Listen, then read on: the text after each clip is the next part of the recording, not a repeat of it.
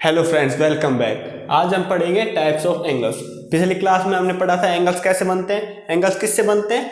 एक ही पॉइंट से अगर टू रे निकले, वन रे होगी, एक दो रे निकले एक ही पॉइंट से, तो उनके बीच में क्या होता है? एंगल फॉर्म होता है।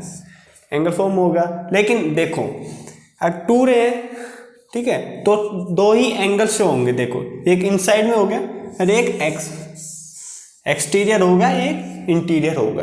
एंगल हमेशा दो रे में दो ही एंगल फॉर्म होते हैं, एक इंटीरियर एंगल और एक एक्सटीरियर एंगल। अब देखो कैसे। अगर देखो, हमने मान लिया ये रे है, ठीक है, अब ये ऐसे रोटेट हुई तो हमें इंटीरियर एंगल मिल रहा है। अगर दूसरी रे ऐसे घूम के आके इधर स्टॉप होगी तो हमारा एक्सटीरियर एंगल ही बन रहा है। ठीक है, अब देखते हैं, हम टाइप्स ऑफ एंगल्स पढ़ते हैं। अब देखो,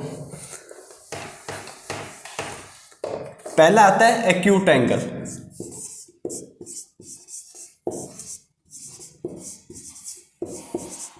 एक्यूट एंगल, इसमें देखो हम कैसे जानेंगे एक्यूट एंगल कौन से होते हैं। एक बार देखो, इसमें क्या आता है, एक वर्ड आता है क्यूट। क्यूट क्या होता है? हमें देखो, हमें सब चीजें छोटी पसंद आती है, जैसे छोटा बच्चा, पप्पी वगैरह, ठीक है, सब हमें छोटा ही पसंद आता है। तो ये एंगल भी क्या होता है? ये छोटा ही होता है। छोटा कैसे?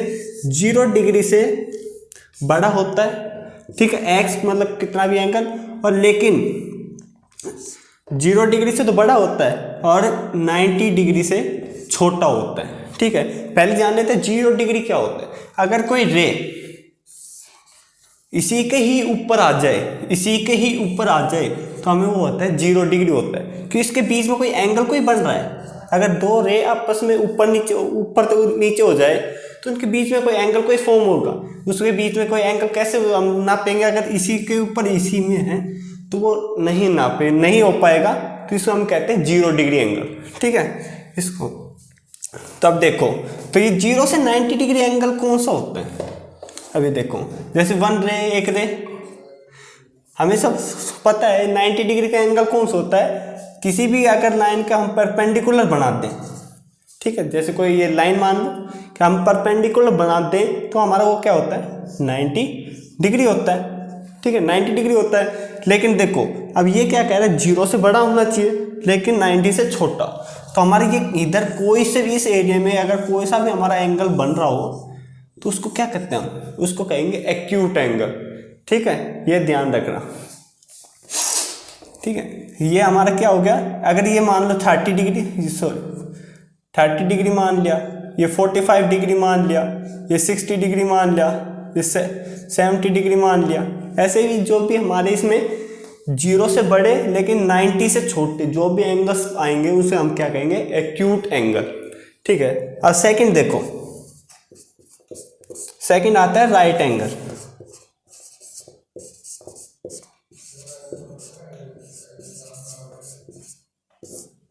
अब हाँ, राइट एंगल क्या होता है? जब किसी भी रे को हम अगर परपेंडिकुलर खींच दें, कोई रे आ जाए, किसी भी रे के ऊपर परपेंडिकुलर रे आ जाए, तो हमारा होता है 90 डिग्री। ठीक है, तो हम उसके कहते हैं राइट एंगल। ठीक है, 90 डिग्री मतलब कि राइट एंगल क्या होता है? हमेशा 90 ही डिग्री होगा।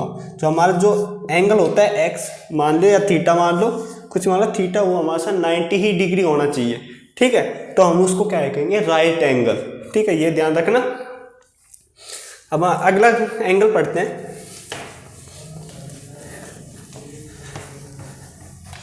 अब ये देखो, हमने पढ़ा था कि मतलब परपेंडिकुलर से इस साइड में जो भी छोटा रहेगा 0 से 90, वो हमें एक्यूट होगा। अगर क्या हो, अगर ये एंगल 90 से अबोव चला जाए, ज़्यादा चले गए, हम उसको क्या कहेंगे? उसको कहेंगे ऑब्ट्यूज एंगल। ठीक है, वही हमारा थर्ड है एंगल, ऑब्ट्यूज। ऑब्ट्यूज एंगल क्या होगा? हमारा 90 डिग्री से ग्रेटर देन, ठीक है, थीटा, और लेस देन 180 डिग्री। ये हमें ध्यान रखना, 180 डिग्री, लेस देन 180 डिग्री। ऐसे 180 डिग्री कितना होता है? अगर कोई भी हम अगर एक रे बना दी पॉइंट, अगर हम इसी के ही अपोजिट एक लाइन खींच दे, इसी के ही अपोजिट, जैसे स्ट्रेट में इसी के ही अपोजिट खींच दे, वो हमारा पूरा होल क्या होता है? 180 डिग्री एंगल बनता है। 180 डिग्री एंगल फॉर्म होता है, ये ध्यान रखना। तो हमारे कहाँ तक होगा? ये कोई 180 डिग्री है, ठीक है। ये इसके बीच में जितने भी एंगल बनेंगे, इतने भी एंगल बनेंगे वो सब हमें ऑब्टूज एंगल कहलाएंगे, ठीक है। ये ध्यान रखना, ऑब्टूज एंगल कौन से कहलाएंगे, 90 डिग्री से तो ग्रेटर देन लेकिन लेस देन 180 डिग्री। ओके, अब हम पढ़ते हैं स्ट्रेट एंगल। फोर्थ आता है स्ट्रेट एंगल।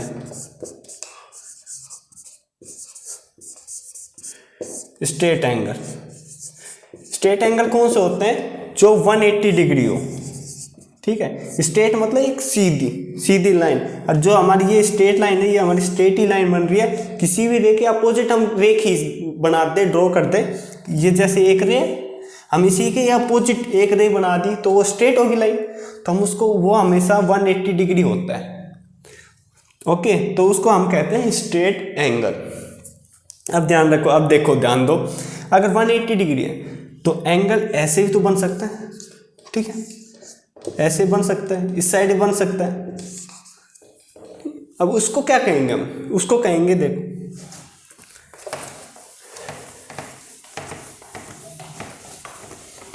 अब देखो कोई रे, अब देखो, अब कोई एंगल इस साइड जा रहा है, कोई एंगल इस साइड जा रहा है, कोई एंगल इस साइड जा रहा है, कोई एंगल इस साइड जा रहा है, कोई एंगल इस साइड। अब देखो ये क्या चीज है, अब देखो कोई रे है इधर,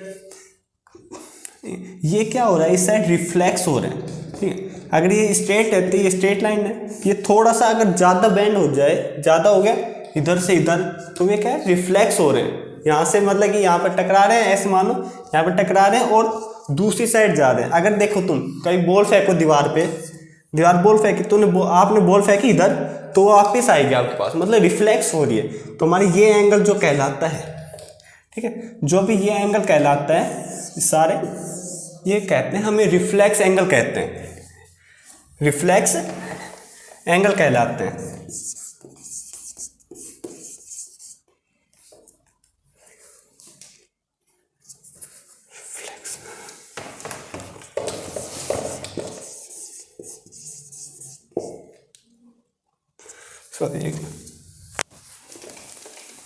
जो हमारे क्या कहलाते हैं, रिफ्लेक्स एंगल कहलाते हैं, ठीक है। ये हमारे क्या कहेंगे, रिफ्लेक्स एंगल। हम क्या कहलाते हैं, रिफ्लेक्स एंगल। रिफ्लेक्स एंगल कौन से होते हैं, 180 डिग्री से ग्रेटर देन लेकिन लेस देन 360। अब देखो ये 360 डिग्री कितना होता है, अगर देखो मैंने स्टार्टिंग बताया था 0 डिग्री, 0 डिग्री क्या बताया था, अगर कोई भी रे उसी के ही ऊपर एक रे और ड्रॉ कर दें तो मतलब 0 डिग्री होता है। लेकिन मैंने एक चीज़ और बताई थी कि अगर 2 रे होंगी तो 2 ही एंगल फॉर्म होंगे, तो 2 एंगल, एक तो अगर 0 है, अगर क्या पता है कोई ये एक रे है ऐसे पूरा रोटेट होके उसी पे ही आई हो, पूरा रोटेट होके उसी पे ही आई हो, उसको हम कहते हैं, उसको वो होता है हमारा 360 डिग्री होता है, ठीक है। 360 डिग्री होता है। अगर जो हमारे लिए इधर से इधर वापस इधर ही आ जाए, रोटेट होके वहीं पे अपनी जगह पे आ जाए, तो उसको कहते हैं कंप्लीट एंगल। ये 360 होता है, ये क्या होता है, कंप्लीट, ठीक है। ये कंप्लीट हो गया, पूरा रोटेट होके आ गई कोई रे, तो उसको कहते हैं कंप्लीट एंगल। कंप्लीट एंगल कितना होता है, 360।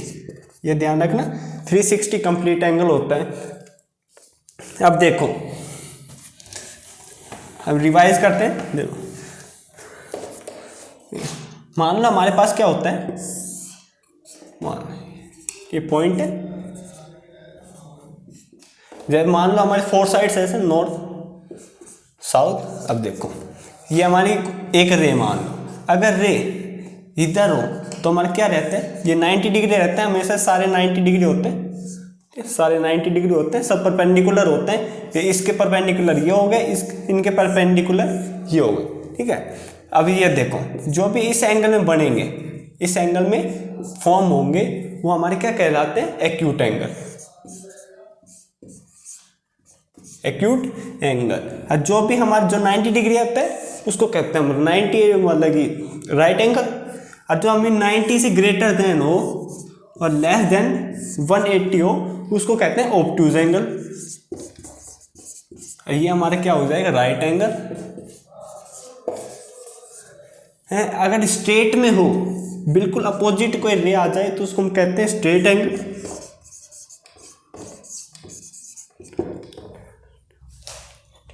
ठीक है, स्ट्रेट एंगल। और बाकी जो बचे 180 डिग्री से ग्रेटर देन और लेस देन 360, उसको हम कहते हैं रिफ्लेक्स एंगल। ये जितने भी एंगल बनेंगे इनके बीच में, इनके मिडल में जितने भी एंगल बनेंगे उनको कहते हैं रिफ्लेक्स एंगल, रिफ्लेक्स। ठीक है, अब ये जो भी रे कंप्लीट हो जाए उसको कहते हैं हम कंप्लीट एंगल। और देखो मैं दोबारा बताता हूँ, जो भी रे इसके ही ऊपर आ जाए, मतलब इसी के ही ऊपर, तो उसको कहते हैं कंप्लीट एंगल या जीरो एंगल। जीरो एंगल मतलब जीरो एंगल कितना होता है, जीरो से ही पता चल रहा होगा जीरो एंगल कितना होता है, 0 डिग्री। ठीक है, ये ध्यान रखना, जीरो एंगल कितने, 0 डिग्री।